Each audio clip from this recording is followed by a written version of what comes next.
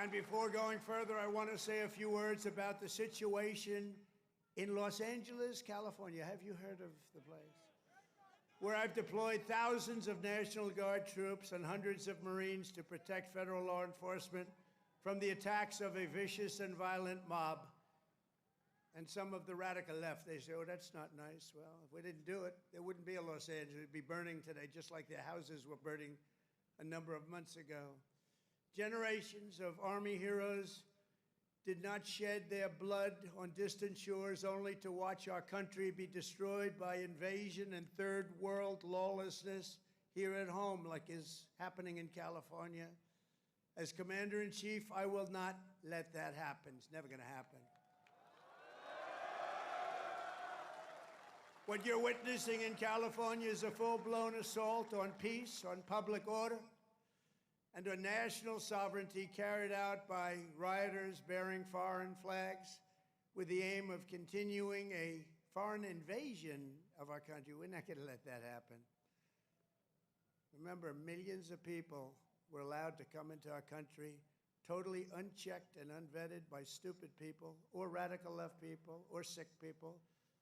But regardless, open border policy, the dumbest policy yet, I would say even dumber than men playing in women's sports, transgender for everyone.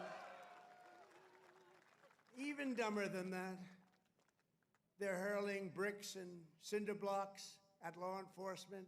Did you see they're breaking up the sidewalks and the curbs, breaking it up with big, strong hammers? These guys are professionals. These are not amateurs.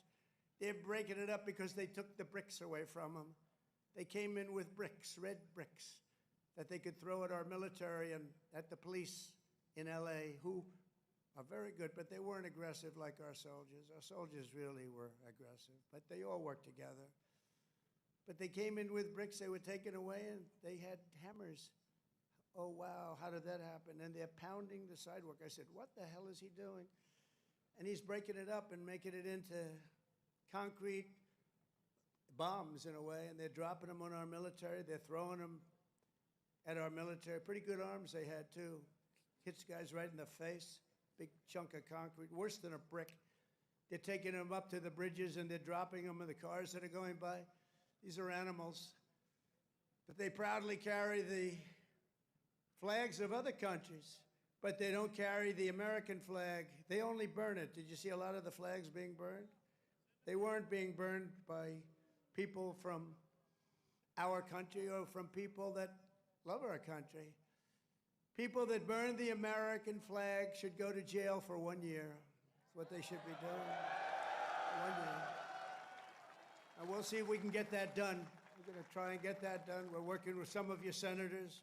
I know Senator Josh Hawley is very much involved, and I know the two senators from here. I think you guys, are you guys in favor of it? Boy, would this be a bad time for them to say no. I got you. I got those two votes.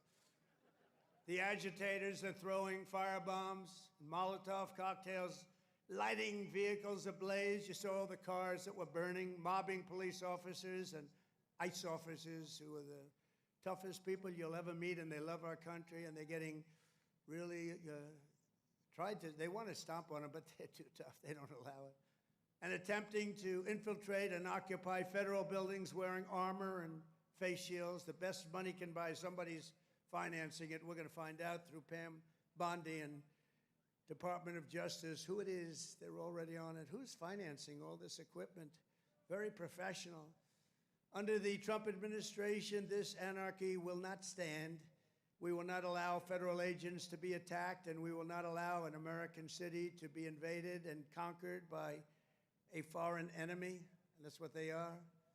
I want to applaud the courage and the strength of the incredible troops who are right now standing guard to protect federal property and personnel and uphold the supremacy of federal law. Not only are these service members defending the honest citizens of California, they're also defending our republic itself.